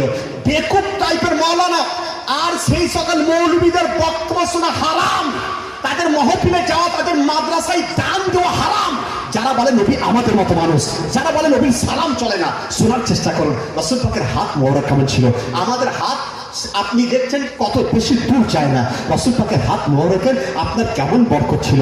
হুদাইবিয়ার মাঠে সাহাবী রাসূল তারা বলেন, ইয়া রাসূলুল্লাহ, ইয়া হাবিবাল্লাহ, আমাদের কাছে পানি মোটেই নাই, আমি আতাশ, পানি শেষ হয়ে গেছে, ইয়া রাসূলুল্লাহ দয়া করে আপনি পানির ব্যবস্থা করে দেন। রাসূল পাক তিনি বলছেন, আচ্ছা তোমাদের কাছে কোনো কি সামান্য পরিমাণ নাই? একজন বলে, ইয়া রাসূলুল্লাহ সামান্য পরিমাণ আমার মস্কের মধ্যে রয়েছে, মস্কের মধ্যে রয়েছে। হুজুর বলছেন, নিয়ে এসো, নিয়ে এসো। নিয়ে আসা হলো। নিয়ে আসার পর রাসূল পাক নিজের হাত মোবারককে দিয়ে দিয়েছেন। সাহাবী রাসূলুল্লাহ বলেন, খোদার কসম 5 আঙ্গুল দিয়ে 5টা ফোয়ারা জারি করে দিয়েছিলেন। সুবহানাল্লাহ, নারে তাকবীর, নারে তাকবীর, নারে রিসালাত, মাসলাকে আলা হযরত উলামায়ে আহলে সুন্নাত, ইশক মুহাব্বত, ইশক মুহাব্বত, ইশক মুহাব্বত, ইশক মুহাব্বত, নারে তাকবীর, নারে রিসালাত। 5 ফোয়ারা ওনার হাত দ্বারা জারি হয়ে গেছিল বললেন। তাহলে বোঝা গেল রাসূল পাকের হাত শরীফের আপনার বরকত শুনছিলেন। এরপর পা শরীফের বরকত শুনে নেন। আমরা যখন চলি রাস্তার মধ্যে, কাদাতে যদি চলি আমাদের পায়ের দাগ বসে যায়। আমরা যদি আপনার বাড়িতে চলি পায়ের দাগ বসে যায়। কিন্তু মুস্তাফার শান কেমন ছিল দেখুন, রাসূল পাক যখন কাদাতে চলতেন পায়ের কোনো দাগ ওনার পড়তো না, কোনো দাগ পড়তো না। আবার দেখুন আমাদের এটাই যে আমরা যখন শক্ত জায়গায় পা রেখে দিই আমাদের পায়ের দাগ পড়ে না। কিন্তু নবী মুস্তাফা কেমন ছিলেন? যখন শক্ত জায়গায় পা রেখে দিতেন পায়ের দাগ সেখানে পড়ে যেত। সুবহানাল্লাহ, সুবহানাল্লাহ। পায়ের দাগ পাথরের মধ্যে পড়ে যেত। আপনারা দেখবেন কোথায় পাথরে পড়ে, কোথায় পড়েছে। যদি আপনারা দেখতে চান আপনারা চলে যান বেরেলি শরীফ। যারা বেরেলি গেছে এখানে কে কে আছে একটু হাত তুলুন তো। বেরেলি শরীফ দেখুন, এই দেখুন লোকেগুলো বেরেলি শরীফ। জিজ্ঞাসা করুন আলা হযরতের মাজারের পিছন দিকে একটা পা শরীফের চিহ্ন পাথরের মধ্যে রাখা আছে। আগামী বছর আমি যাবো ইনশাআল্লাহ। আমি যাই, আমার সঙ্গে 45 জনের ব্যাচে বাড়ি গেছিলাম বললেন। আপনাদেরকে দাওয়াত দিচ্ছি, প্রথমে জালসায় যাবেন, তারপরে বেরেলি শরীফ আপনারা যাবেন। রাসূল পাকের আপনার কদম শরীফে জিয়ারত করে আসবেন। পাথরের মধ্যে পা রাখতেন তো পাথর রাসূল পাকের পায়ের দাগকে নিজের বুকের মধ্যে দিয়ে দিত। রাসূল পাকের পা শরীফের মর্তবা এটাই ছিল। এরপর চুল শরীফের মর্তবা কেমন দেখুন। আমরা চুল কাটি তো আমাদের চুলকে ডাস্টবিনে জমা করা হয়, আমাদের চুলকে নদীতে ফেলা হয়, আমাদের চুলকে সার করে ফেলা হয়। কিন্তু কুরবান যেন আমার মুস্তাফার চুল শরীফের উপরে। হযরতে একজন বিখ্যাত সাহাবী রাসূল, ওনাকে জিজ্ঞাসা করা হলো, হে সাহাবী তুমি চুল শরীফকে কি করেছিলে? তো সেই সাহাবী তিনি বলছেন যে রাসূল পাকের চুল শরীফকে আমি মাথার উপরে অংশ আমি রেখেছিলাম। সাহাবী রাসূলের নাম হযরত খালিদ বিন ওয়ালিদ। তিনি বলেন যে উনার চুল শরীফের সম্মান এতটা যে রাসূলের চুলের সামনে যদি কেউ বেয়াদবি করে দেয় তার ঈমান তার চলে যায়। তো রাসূল পাকের চুলের যদি বেয়াদবি করে ঈমান চলে যায়, তাহলে যারা বলে যে নবীর প্রয়োজন নয়, দরুদ ও সালামের প্রয়োজন নয়, তারা কত বড় বিয়াদব হতে পারে শোনার চেষ্টা করুন। আমরা যখন স্টেজে উঠি, আমরা স্টেজে ওঠার পরে রাসূলের তারিফ আমরা করে দিই। আপনি বলেন মৌলানা সাহেব কেন? আমি বললাম শুনুন, একজন পার্টির লিডার যখন স্টেজে উঠে নিজের নেতার কথা বলে তখন আপনারা প্রশ্ন তুলেন না। একজন ডাক্তার স্টেজে ওঠার পর যখন ডাক্তারের কথা বলে কোন এতেরাজ, মত পার্থক্য, মতভেদ আপনারা করেন না, কোন রকম প্রচেষ্টা আপনারা করেন না। একজন ইঞ্জিনিয়ার, একজন বিজনেসম্যান যখন বিজনেস প্ল্যান আপনার সামনে শেয়ার করে তার সম্বন্ধে করেন না। কিন্তু যখন নবীর তারিফ করি আপনারা কেন এত চলে যান? তাদের কাছে আমরা প্রশ্ন এটা থাকে। আমি বললাম শুনুন, একজন চাষি সে তার সিনিয়র চাষির প্রশংসা করে, একজন ডাক্তার তার সিনিয়র কোন ডাক্তারের প্রশংসা করে, একজন মাস্টার কোন সিনিয়র মাস্টারের প্রশংসা করে।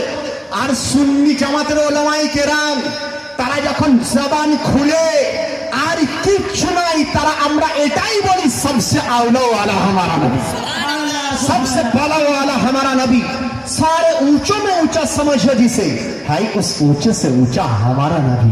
আমরা যখন জবান খুলি তখন আমরা বলি যে सारे अच्छों में अच्छा समझिए जिसे है उस अच्छों से अच्छा हमारा नबी বলে তাই আমার প্রশংসা আমরা করে দিই। আপনি বলেন মাওলানা সাহেব এই প্রশংসা করে কি হয়? আমি বললাম শুনুন, আমাদের মজলিস ততক্ষণ মজলিস হয় না যতক্ষণ পর্যন্ত না নবী মুস্তাফার জিকিরটা না করা হয়। আমাদের বাড়ি ততক্ষণ পর্যন্ত খাঁটি বাড়ি হতে পারে না যতক্ষণ পর্যন্ত না আমার বাড়ির মধ্যে নবীর শানে দরুদটা না পড়া হয়। আমাদের মাদ্রাসা ততক্ষণ পরিপূর্ণ মাদ্রাসা হতে পারে না যতক্ষণ পর্যন্ত না মাদ্রাসায় দরুদ ও কিয়াম না হয়ে যায়। আমাদের মসজিদ ততক্ষণ মসজিদ হতে পারে না যতক্ষণ পর্যন্ত না সেই মসজিদে রাসূল পাকের তারিফ, রাসূল পাকের প্রশংসাটা না করা হয়। তাই তো বারেলির তাজদার তিনি বলেন, জিক্র সব ফিকে জব তক মজকুর না হো নামকিন হুসন ওয়ালা হামারা নবী। তিনি বলছেন সমস্ত জিকির তখনই জিকির বলা যাবে যখন রাসূল পাকের জিকির সৎসঙ্গে করা হবে। তাহলে মুসলমান বুঝতে পারলেন যে আপনার ঘর তখনই ঘর হবে যখন রাসূল পাকের জিকির করা হবে, আপনার মাদ্রাসা তখনই মাদ্রাসা যখন রাসূলের সামনে সালাম পেশ করা হবে, আপনার মসজিদ তখনই মসজিদ হবে যখন মসজিদে দরুদ ও সালাম পড়া হবে, আর আপনার অন্তর তখন মুমিনের অন্তর হবে যখন আপনার অন্তরের মধ্যে রাসূল পাকের মহাব্বতের কথা হবে, অন্তরের মধ্যে রাসূল পাকের প্রেমের কথা হবে। দরুদ শরীফ পড়ুন, খুব তাড়াতাড়ি আমি বক্তব্য সংক্ষিপ্ত থেকে চলে যায়। আল্লাহুম্মা সাল্লি আলা সাইয়্যিদিনা মুহাম্মাদ ওয়া আলা আলিহি সাইয়্যিদিনা মাওলানা মুহাম্মদ সাল্লাল্লাহু তাআলা সাল্লাম।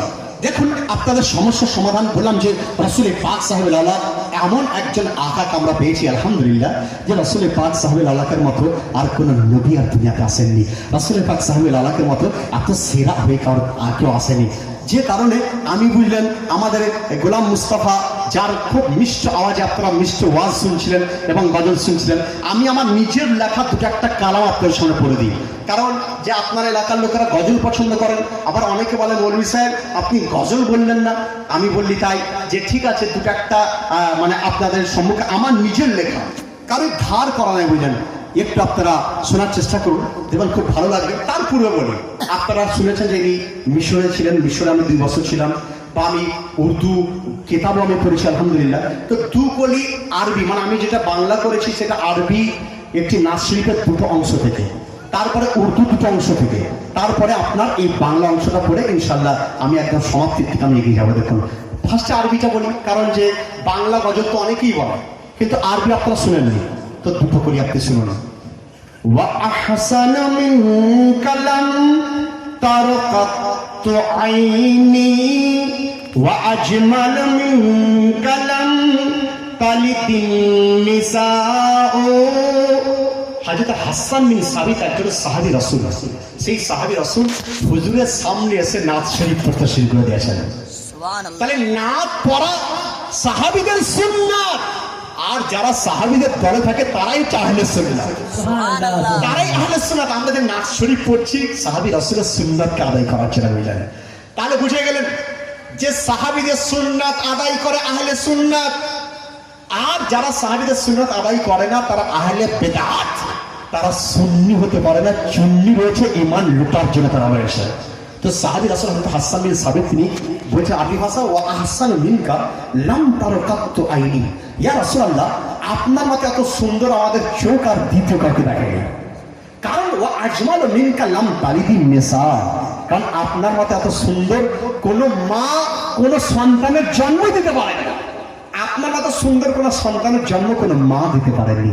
তিনি আরবি ভাষা এটা বলছেন, ওয়া আহসানু মিনকা লাম তারাকাতু আইনি ওয়া আজমালু মিনকা লাম তালিতিন নিসাউ খুলিকতা মুবাররাআন মিন কুল্লি আইবিন কাআন্নাকা কদ খুলিকতা কামা তাশাউ ওয়া আহসানু মিনকা লাম তারাকাতু আইনি।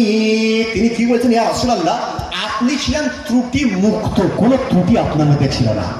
তাহলে আকীদা পেয়ে গেলেন রাসূল পাক ত্রুটি মুক্ত সাহাবীদের দেওয়া আকীদা। আর আমরা বলি যে নবীরা ত্রুটি মুক্ত হয়েই দুনিয়াতে আসেন, ত্রুটি মুক্ত।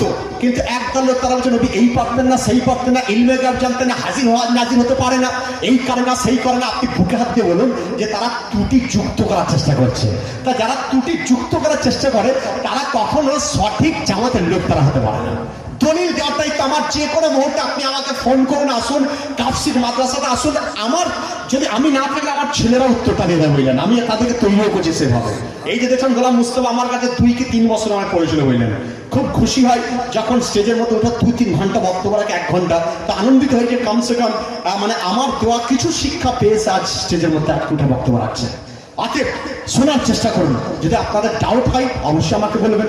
ঈমান সম্বন্ধে জানা প্রত্যেকের প্রয়োজন হয়ে গেল। আপনি খাবার খেতে গেলে ভালো খাবারটা খেতে চান, বাজারে যাচ্ছেন 130-40 টাকা কিলো পেঁয়াজ, যখন আপনি বাঁচছেন ভালো পেঁয়াজটা বাঁচার চেষ্টা করেন। যখন আপনি গোশত বা অন্য কিছু কিনতে যান ভালো জিনিসটা কেনার চেষ্টা করেন। আর আপনি মুসলমান হয়েছেন, ভালো জিনিসটা নেওয়ার চেষ্টা করবেন না। আপনার ঈমান কোনটা করলে ঈমান থাকবে আর কোনটা করলে ঈমান যাবে সেটা কেন আপনারা জানার চেষ্টা করেন না? জানুন, কারণ আপনার জিন্দেগি বেশি দিন নয়, কবরে আপনি চলে যাবেন, যেতেই হবে। কোরআন বলে কুল্লু নাফসিন যায়কাতুল মাউত, প্রত্যেক মানুষকে মৃত্যুর স্বাদ রাখতে হবে। তাহলে মওত যখন অবধারিত, ইনজিট, আবশ্যিক, তাহলে সেই কবরে যাওয়ার পূর্বে আপনাকে তৈরি হতে হবে না?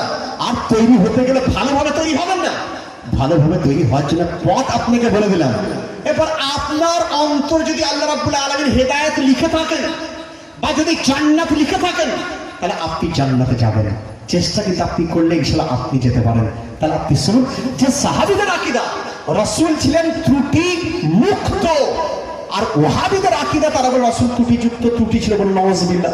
তারা আল্লাহর শানে বেয়াদবি করেছে। আশরাফ আলী থানভী তার কোরআনের তরজমা করতে গিয়ে বলছে আল্লাহ মিথ্যা বলতে পারে বলে নাউযুবিল্লাহ। তারা যারা আল্লাহর শানে মিথ্যা কথা বলতে পারে তারা আবার ঈমান কি কথা বলে?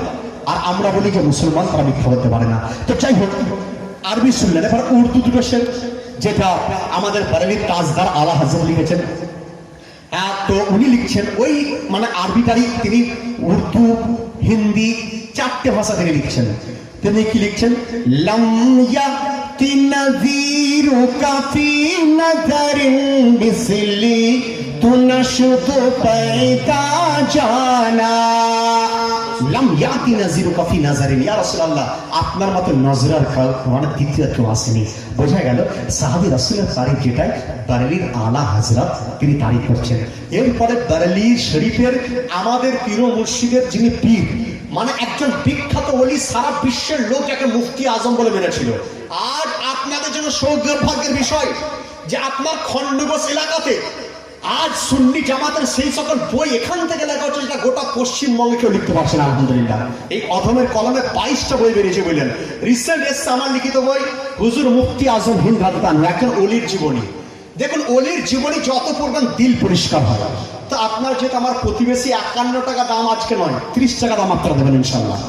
আর গোটা পশ্চিমবঙ্গ আসামে দেখুন একটা পত্রিকা চলে সুন্নি দর্পণ। আমি খুশি হলাম, মসজিদে একজন বলছে হুজুর মনি সাহেব সুন্নি দর্পণের 2য় সংখ্যা আসেনি। আলহামদুলিল্লাহ 2য় সংখ্যা চলে এসেছে। এটা আপনারা নেবেন। সুন্নি দর্পণের মধ্যে এত ইম্পর্টেন্ট মশলা বুঝলেন, কয়েকদিন পূর্বে আপনাকে জোর জবরদস্তি বলছে এটা বলতেই হবে, জোর জবরদস্তি বলছে অমুক বল। যাই হোক আমি বলতে চাইছি না সেই ভাষাটা, বলছে জয় অমুক, তো ওটা বলা চলবে কিনা তার পোস্টমর্টম এই কেতাবের মধ্যে আমি করেছিলাম বুঝলেন। রিসেন্ট যেটা বেরোচ্ছে তার মধ্যে আপনার এনআরসি সম্বন্ধে আমার লিখিত বেরোচ্ছে। তো সুন্নি জামাতের বহু আকীদার এই কথার মধ্যে পাবেন। সুন্নি দর্পণ মানে সুন্নি জামাতের লোক আপনি, তো কমসে কম আইনাতে তো দেখুন আপনি যে সুন্নি, আপনি সঠিক সুন্নি রয়েছেন কিনা। তো এর মূল্য মাত্র 30 টাকা, যা 30 টাকা নয় আপনি 25 টাকা দিলেই চলবে। আর 2টো বই নিলে 50 টাকাটা আপনি নিয়ে চলে যাবেন ইনশাল্লাহ।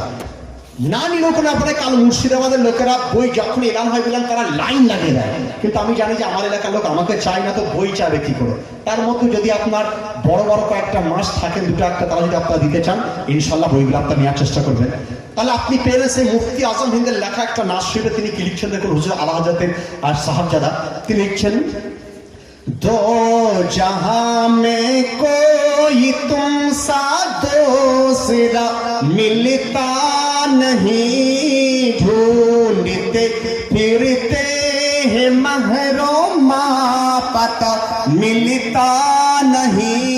या রাসূলুল্লাহ দো জাহানে আপনার মতো দ্বিতীয় আর কাউকে খুঁজে পাওয়া যায় না। তাহলে বুঝলেন যে তারিফ সাহাবী রাসূল করেছেন সেই তারিফ বারেলি রাখা। আর আপনার পার্শ্ববর্তী গ্রামের আপনার ছেলে, আপনার ভাই বা আপনার আত্মীয়, বাংলা ভাষা আমি একটা নাচ শিবিরকে একটু শোনার চেষ্টা করো। সৃষ্টিতে নাই কেহ সবার সেরা, প্রিয় নবীর মতো সৃষ্টিতে নাই কেহ সবার সেরা, প্রিয় নবীর মতো নয় চাঁদে নাই কোন গ্রহ তারা, প্রিয় নবীর মতো অন্ধকার ধরা আলোতে ভরা হলো যার বসিলায়, নূরে ভরা রহমত হয়ে এলেন যিনি দুনিয়ায়। সেরা বাণী বলেনি কেহ, সেরা বাণী বলেনি কেহ, প্রিয় নবীর মতো সৃষ্টিতে নাই কেহ সবার সেরা, প্রিয় নবীর মতো। এরপরে একটা শের লিখেছিলাম, সে শেরটা শোনার পরে বুঝলেন এক জায়গাতে এত নাড়া তারা লাগিয়েছিল বলে এত সুন্দর শের হয়েছিল, পছন্দনীয় শের। যাক আপনারা শোনার চেষ্টা করুন যে নবী পাক সাহাবে লাওলাদ ছাড়া বোঝা যায় না যে কে মুমিন আর কে বেঈমান, বোঝা যায় না। যারা মুমিন তার সামনে রাসূলের জিকির করে দেন, মুখের মধ্যে দেখবেন একটা আনন্দের ভাব দেখা যায়। আর রাসূলের জিকির করুন ওহাবি যারা, তারা আপনার দেখবেন যে উঠে চলে যেতে শুরু করে দেয়। রাসূলের তারিফ তারা শোনার চেষ্টা করে না। তা আমি এই শেরের মধ্যে বলেছিলাম, নবী বিনা যাই না চেনা, কে মুমিন কে শয়তান, ইমাম রাজা আশিক হলে আশরাফ আলী বেঈমান, নবী বিনা যাই না চেনা, কে মুমিন কে শয়তান, ইমাম রাজা আশিক হলেন আশরাফ আলী বেঈমান, ইমানের জান আর হয়নি কেহ, ইমানের জান আর হয়নি কেহ, প্রিয় নবীর মতো।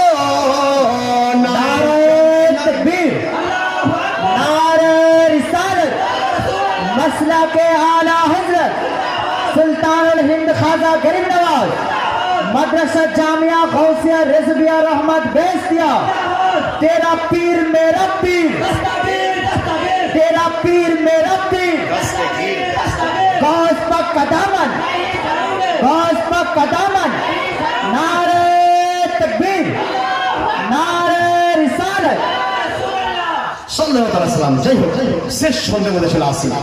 দেখা দিয়ে ধন্য করো বলে নুরুল আরিফিন, দিদার বিনা জীবন মোর হচ্ছে শুধুহীন, দেখা দিয়ে ধন্য করো বলি নুরুল আরিফিন, দিদার বিনা জীবন মোদের হচ্ছে শুধুহীন, দিদার কারো আর হয় না ঈদ, দিদার কারো আর হয় না ঈদ, প্রিয় নবীর মতো সৃষ্টিতে নাই কেহ সবার সেরা, প্রিয় নবীর মতো। তাহলে সৃষ্টির মধ্যে আর সেরা কেউ নাই আমার প্রিয় নবীর মতো। মুসলমান আপনার বোঝার চেষ্টা করলেন। দেখুন আজ আপনার যে উরুস বা জালসা করছেন গৌসে পাকের নামে, আমি বুঝলেন যেহেতু প্রথম থেকে আলোচনা হচ্ছে হুজুর গৌসে পাকের শানে একটা দুটো কথা না বললে মনে হচ্ছে যেন আমার প্রোগ্রাম অধরা থেকে যাচ্ছে। একটু শুনে নেন হুজুর গৌসে পাক কার নাম, যে গৌসে পাকের হাতে আমরা সকলে হাত দিয়েছি বুঝলেন। যারা কাদরি সিলসিলা যারাই মুরিদ তারাই গৌসে পাকের মুরিদ বুঝলেন। আর গৌসে পাক সেই পীর পিরানে পীর দস্তগীর, যার নাম যদি আপনি রাতে একা জপেন তো গৌসে পাকের আলহামদুলিল্লাহ নাম নেওয়ার যে মজা লাখ টাকার মধ্যে পাওয়া যায়, এটা গৌসে পাকের নাম জপলে যে মজা পাওয়া যায়। গৌসে পাক কে ছিলেন? যে গৌসে পাক কম বেশি 30-35 বছর আপনার মরুভূমি পাহাড় জঙ্গল ইবাদত রিয়াজত করার জন্য আল্লাহর মারিফাতের জন্য যে দৌড়ে বেড়াতে আসেন। গৌসে পাক কার নাম? যে গৌসে পাক 40 বছর এশার উজিত ফজরের নামাজ যিনি পড়েছিলেন। গৌসে পাক কার নাম? যে গৌসে পাক কয়েকবার পায়ে হেঁটে যিনি হজ তিনি করেছিলেন। গৌসে পাক কার নাম? যিনি মায়ের পেট থেকে 18 পারা কোরআন শরীফের হাফিজ হয়ে তিনি এসেছিলেন। গৌসে পাক কার নাম? যে গৌসে পাকের নাম কোন আশিক যদি বিপদে নেন, আজকেও আমার গৌস তাকে হেল্প তিনি করে থাকেন। উদাহরণ নিয়ে যান, আমি একটা বই লেখা চলছে, এখনো কমপ্লিট হয়নি, গৌসে পাকের জীবনী। যদি আপনাদের প্রয়োজন মনে করেন, কাপসিটের মাদ্রাসায় গিয়ে সংগ্রহ করবেন। গৌসে পাকের জীবনী কয়েকটা ঘটনা আমি উল্লেখ করেছি, তার মধ্যে একটা ঘটনা যে হুজুর গৌসে পাক একদিন দার্সে গাতে বসেছিলেন, মানে পড়াচ্ছিলেন, হঠাৎ নিজের হাতকে সামনে বাড়িয়ে দিচ্ছেন। শীতের সময়, ঠান্ডার সময় হাতকে যখন গুটিয়ে নিচ্ছেন, দেখা যাচ্ছে হাত থেকে টপকে টপকে পানি কাতরা পড়ছে। ছাত্র জিজ্ঞাসা করে, ইয়া হুজুর, আপনার হাত থেকে পানির কাতরা কিসের জন্য? ঠান্ডার সময় আপনার হাতের পানি। তো গৌসে পাক বলে, শোনো, অমুক সমুদ্রের মধ্যে একটি জাহাজ যাচ্ছিল, হঠাৎ ঝড়ের কবলে পড়ে সেই জাহাজ ডুবতে বসেছিল। আর ওই জাহাজের মধ্য থেকে আমার একজন আশিক আমার নামে চিৎকার করে ওঠে, ইয়া গৌসে পাক আল মাদাদ, আমার কাছে মাদাদ চেয়েছিল। তাকে সাহায্য করার জন্য আমি আমার হাতটা বাড়িয়ে দিয়েছিলাম। সুবহানাল্লাহ, সুবহানাল্লাহ। তাহলে আমার পীরের হাতের যদি এত বরকত হয়, তাহলে রাসূল পাকের হাত মোবারকের বরকত কতটা বুঝলেন? বোঝার চেষ্টা করুন। কারণ ইসলাম থেকে আপনারা অনেক দূরে চলে গেছে, আমি জানি। ইসলামকে জানার চেষ্টা করুন। শুধু খাবার খাওয়ার নাম মুসলমান নয়, সংসার করার নাম মুসলমান নয়, ব্যবসা বাণিজ্য করার নাম মুসলমান নয়। একজন বিধর্মীও খাবার খায়, বিধর্মী ব্যবসা বাণিজ্য করে, বিধর্মীও সংসার করে। তাহলে বিধর্মীর সঙ্গে পার্থক্য তখনই হবে যখন আপনার মানে খাবার খাওয়ার সঙ্গে সঙ্গে সঙ্গে আপনার পরিচয়টা একজন মুসলমানের মতো হবে, একদম মুসলমানের মতো হবে। তাহলে আপনি 100% মুসলমান আপনি মানে হতে পারবেন, যদি পরিচয় আপনার হয়ে থাকে। তাহলে আপনারা গৌসে পাকের শান আপনারা শুনলেন। লাস্ট পর্যায়ে দেখুন, আপনার এলাকাতে গ্রামে, যে গ্রামে আলিম থাকে না, সেই গ্রামের বরবাদির দিকে, সেই গ্রামে আপনার বহু রকম সমস্যা আসতে পারে। তো আমি আপনার কাছে অনুরোধ এখনো করি যে যদি সেখানে বাচ্চা ছেলে থাকে, বুঝলেন, তাকে আরবি বাংলা পড়ানোর দায়িত্ব আমার, আরবি বাংলা পড়ানোর দায়িত্ব আমার। কিন্তু ব্রেন যেন ভালো হতে থাকে। ওই আপনার বাড়িতে কাজ করে না, খ্যাপাকে পাঠিয়ে দিলে, ওই খ্যাপার আমার দরকার নাই, বুঝলেন, খ্যাপা ছেলের দরকার নাই। ভালো ছেলেকে পড়ান, তাকে মাদ্রাসায় পড়ান, ইনশাল্লাহ যদি তার ব্রেন ঠিক থাকে, বিয়ে এমএ পড়ানোর দায়িত্ব আমার। মানে উগরিতে কাপসিট থেকে আমি বলতে বলতে কাপসিটের তুলে সাথে তৈরি হচ্ছে, আলহামদুলিল্লাহ। তো উগরিতে কমসে কম আপনি আমাকে ওই ভিক্ষাটা দেবেন যে একটা ছেলেকে কমসে কম যেন তাকে আলিম আপনার করতে পারেন। কারণ যে গ্রামে আলিম থাকে, সেই গ্রামে আপনার কোনো সমস্যা বড় ধরে আসতে পারে না। আপনি পার্শ্ববর্তী গ্রাম আর উগরি গ্রামের মধ্যে একটু আপনি কম্প্রোমাইজ করুন, দেখুন যে আপনার গ্রামে আলিম না থাকার কারণে অনেক সমস্যার মধ্যে আপনারা পড়েছেন। রাসূল কায়নাত তিনি বলেন যে একজন আলিম যদি কবরস্থানের পাশ দিয়ে হেঁটে চলে যায়, সেই গোরস্থানের আযাবকে 40 দিনের জন্য উঠিয়ে নেওয়া হয়। তাহলে গোরস্থানের পাশ দিয়ে যদি হেঁটে গেলে কবরের আযাব উঠিয়ে নেওয়া হয়। যে গ্রামে একজন হাফিজ, একজন কারি, সুন্নি জামাতের, বাতিলের তো কোনো আপনার পরিচয়ের মধ্যে আসবে না, সে নেটওয়ার্কের বাইরে। আপনার সিম রয়েছে, আপনার ভোডাফোন, আপনি বলছেন কেন আমার কাছে ইউনিয়ন আসছে না, জিও কেন আসছে না? ভুল। আপনি সঠিক সুন্নি জামাতের আলেম কে করুন। বাতিলের সে তো আপনার ইমানদারি তো সে নয়, সে তো বাতিল। অতএব সেই বাতিল লোকের কোনো কাজ নেই, একজন সুন্নি আলিমকে তৈরি করুন। ইনশাআল্লাহ আমার দায়িত্ব দেবেন। কাপসিট থেকে অনেক ছেলে মানুষ হচ্ছে বলে আলহামদুলিল্লাহ। 24 পরগনা, মুর্শিদাবাদ, আপনার এইদিকে বীরভূম, বাঁকুড়া, অনেক ছেলে পাস করে মানে আসছে, তারা এসে পড়ছে। আর আপনারা কেন আপনার ছেলেকে রাখবেন না? আপনার অনুরোধ যে মাদ্রাসার ছেলে আপনারা সেখানে ভর্তি করবেন। আর মাদ্রাসার দান কাপসিট থেকে উঠে মানে উগরি থেকে উঠে গেছে বলেন। আগে আমার কয়েকজন ভাই নাম নিচ্ছি না, তারা দিতেন, এখন দেখছি আর দান যায় না। আমিও তোমার ব্যাঘাতটা করে, কারণ আমার টাইম নাই, বুঝলেন। আপনার কাছে আসবো, আগে আসতাম, সময় ছিল, মসজিদে মাঝে মধ্যে আসতাম, এখন আর সময় আমার কাছে নাই। অতএব আপনারা যদি মনে করেন যে না মাদ্রাসা, কাপসিট মাদ্রাসা দেওয়া প্রয়োজন রয়েছে, তাহলে আজকেও আপনার জলসা স্টেজে দেবেন 2, 5, 10, 15, 20, 20 যেটা আপনার ইচ্ছা হবে। আর যদি বলেন যে না আমরা মাদ্রাসা দিয়ে আসবো, ধানের ওষুধ দিতে হয়। ওষুধ সম্বন্ধে আপনারা জানেন না। ওষুধ হচ্ছে যে ধানের 10 ভাগের মধ্যে 1 ভাগ যেটা আপনার হক নয়, সেটা হচ্ছে মাদ্রাসার হক, গরিব মানুষের হক, গরিব মিসকিনের হক। তো ওই জিনিসটা ওষুধ আপনাকে দিতে হয়। জাকাত আপনারা দেওয়া জানেন না। জাকাত যে মালে জাকাত দেওয়া হয় সেই মাল নষ্ট হয় না। আপনারা দেখছেন ধান নষ্ট হয়ে যাচ্ছে, পোকায় খেয়ে নিচ্ছে, অমুক অমুক ইত্যাদি ইত্যাদি, কারণ যে আপনারা জাকাতও দেন না আর ওষুধও দেন না। তো সঠিক দিতে শুরু করুন, দেখবেন যে আপনার পরিবার সুস্থ থাকবে, আপনার এলাকা সুস্থ থাকবে, আপনার কমিউনিটি সুস্থ থাকবে, আপনার জান সুস্থ থাকবে, আপনার মান সুস্থ থাকবে। আর আপনাদের শেষ রিকোয়েস্ট এটাই যে আপনারা অবশ্যই সুন্নি জামাত, আহলে সুন্নাত জামাত সঠিক রাস্তার মধ্যে আপনি রয়েছেন। পোট্রি ঠিক আছে, দিল্লি মুখে আপনার ট্রেন রয়েছে, এবার শুধু স্টার্ট করা বাকি রয়েছে, বুঝলেন? এই স্টার্ট করার জন্য নিজে নিজে পারবেন না, তার জন্য কোন সুন্নি জামাতের আলিমের দামানকে ধরুন, ইনশাআল্লাহ আপনি স্টার্ট আপনি হয়ে যাবেন। কোন সঠিক পিয়র দামানকে ধরুন, আপনার স্টার্ট হয়ে যাবে, আর স্টার্ট হয়ে গেলে আপনার গাড়ি চলতে শুরু হবে, আর গাড়ি চলতে শুরু হলে আপনি সঠিক গন্তব্যে আপনি পৌঁছে যাবেন। বলার অনেক কিছু ছিল, ওইদিকে বিরিয়ানির হাড়িও ঠান্ডা হচ্ছে, আর অনেকে মুখ টাকাতে কি করছেন যে মুফতি সাহেব কখন মানে বক্তৃতা শেষ করবেন, একবার দরুদ শরীফ পড়ে নেন, মানে দুটো একটা আর একটা কালাম বাকি রয়ে গেছে বলে পড়ে ইনশাআল্লাহ আমার বক্তব্য ইয়ানবি করি, বক্তব্য শেষ হয়ে যাবে। আল্লাহুম্মা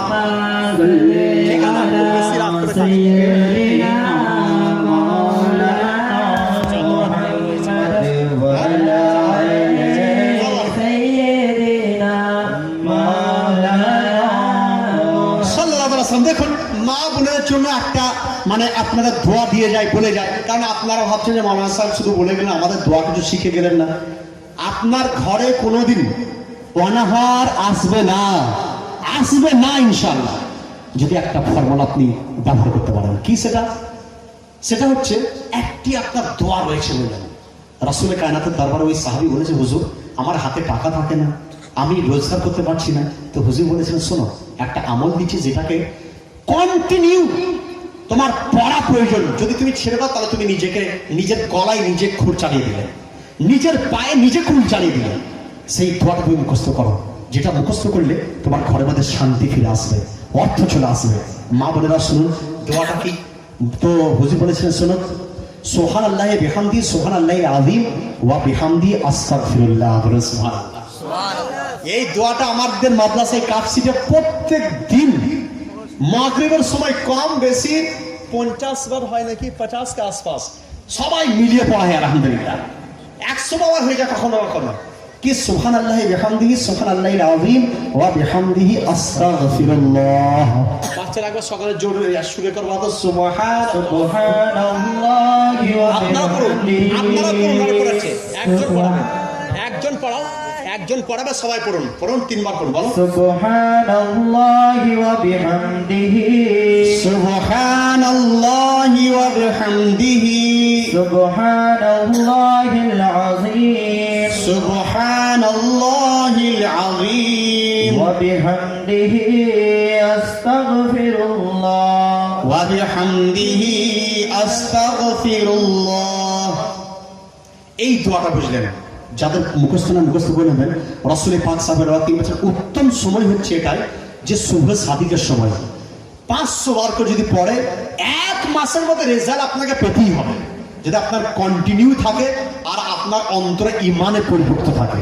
কারণ আপনার এই দিকে আপনার কি হয়েছে, ওই দিকে মানে হাতে ঝোলা আর চললো ভোলা আর তোরা মাথায় হাত ভোলা, সেই কাজ করলে কিন্তু হবে না, বুঝলেন?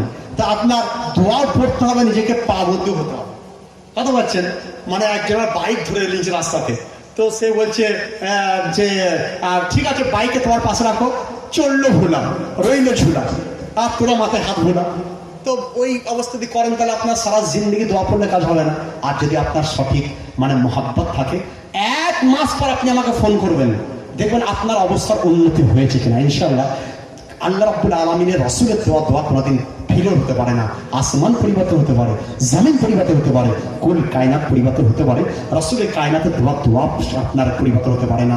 আর মা বোনেরা অনেকেই বলেন যে আমার ঘরে অশান্তি এই হচ্ছে না, সে হচ্ছে না, অমুক হচ্ছে তমুক হচ্ছে না। তো আমি তাদের উদ্দেশ্যে বলবো, কোরআন শরীফের একটা সূরা রয়েছে, সূরা ওয়াকিয়া। সূরা ওয়াকিয়া প্রত্যেক দিন মানে প্রত্যেক রাত্রিতে যে বাড়িতে পড়া হয়, সেই বাড়িতে অশান্তি প্রবেশ করে না। হযরত ইবনে মাসউদ একজন সাহাবী রাসূল, তিনি বলছেন যে আমি আমার মহিলাদের জন্য, আমার বেটিদের জন্য এমন কিছু রেখে যাচ্ছি, যদি আমার বেটিরা এটাকে নিতে পারে তো জিন্দগিতে তার ঘরে অনটন প্রবেশ করবে না, অনাহার প্রবেশ করবে না। তো ইবনে মাসউদ রাদিয়াল্লাহু আনহু বিখ্যাত সাহাবী রাসূল, তিনি বলছেন যে তাদের জন্য কোরআন শরীফে সূরা ওয়াকিয়াকে রাখা হলো। সূরা ওয়াকিয়া যে মা বোন মা বোন কেন ভাইরাও যদি পাঠ করেন, যে বাড়িতে পঠিত হয় সেই বাড়িতে বড় সড় কোনো অশান্তি ঢুকতে পারে না, পারবে না। আর যে বাড়িতে অশান্তি ঢুকে তাদেরকেও বলে অশান্তি ডিলিট করে ইনশাআল্লাহ এগুলো পড়া শুরু করুন, দেখবেন আপনার বাড়িতে শান্তিতে আপনার ভরে যাবে, হ্যাঁ শান্তি আপনার চলে আসবে। তাহলে বোঝা গেল যে প্রত্যেক সমস্যার সমাধান আপনার ইসলাম রয়েছে, কিন্তু আপনি বুঝতে পারেন না, আপনি জানতে পারেন না, যে কারণে আমাদের এই সকল অশান্তি। যাই হোক, এই বলে আমার সংক্ষিপ্ত বক্তব্য এই পর্যন্তই। বক্তব্যের ভুল ত্রুটি আপনারা যে ক্ষমা প্রার্থী, কোরআন ও হাদিসের ব্যাখ্যা করতে যদি ভুল হয় তার জন্য আল্লাহ তাআলা তওবা করি। আস্তাগফিরুল্লাহ আযীম, লা ইলাহা ইল্লাল্লাহ মুহাম্মাদুর রাসূলুল্লাহ সাল্লাল্লাহু আলাইহি ওয়াসাল্লাম। লাস্ট রিকোয়েস্ট এটাই যে বইগুলো ধরুন এটা 50 টাকা 30 টাকা 80 টাকা নয়, মাত্র 50 টাকাতে অমূল্য বই, বুঝলেন? এই বইগুলো আপনারা সব জায়গাতে পাবেন না, তাতে আপনার বইগুলো অবশ্যই আমি বলবো অ্যাকসেপ্ট করে আপনারা অবশ্যই কাছে রাখবেন। মা বোনেদের জন্য মহিলা মহল এই বইয়ের মধ্যে খোলা হয়েছে, বুঝলেন? মেয়েদের জন্য ফতোয়া বিভাগ আছে, আর আছে ইত্যাদি ইত্যাদি। তো আপনারা অবশ্যই বইগুলো নেওয়ার চেষ্টা করবেন। আল্লাহ রাব্বুল আলামিন আপনাকে আমাকে সঠিকভাবে ইসলামের মধ্যে থাকা তৌফিক দান করুন। উঠ খারে হো মুমিন তাজিম আহমদ কে লিয়ে ইয়া নবী বড় এটাতে বড়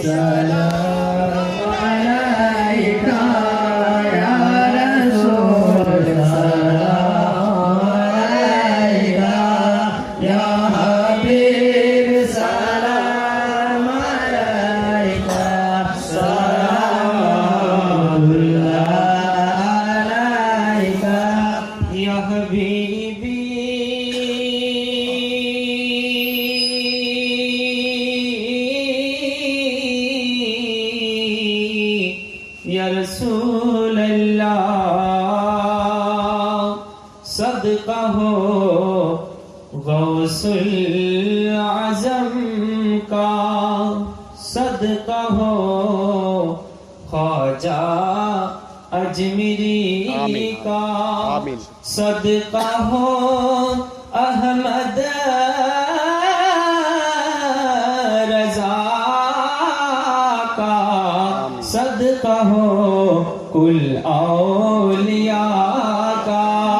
या नबी सलाम अलैका, या रसूल सलाम अलैका, या हबीब सलाम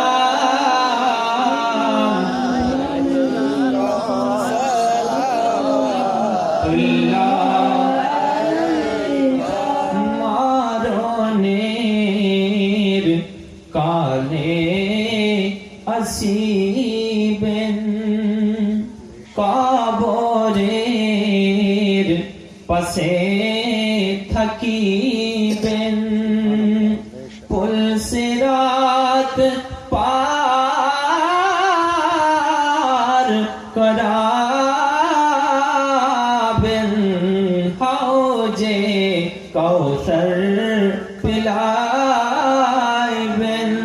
ইয়া নবী সালাম আলাইকা, ইয়া রাসূল সালাম আলাইকা, ইয়া হাবিব সালাম আলাইকা, সালামাতুল্লাহ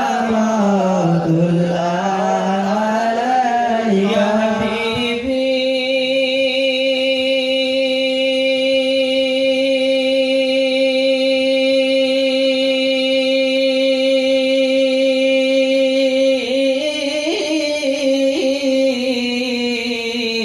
या रसूल अल्लाह, नबी गो सालाम हजार बार, আমরা যে সবাই গুনাহগার, কিছুই নাই আমাদের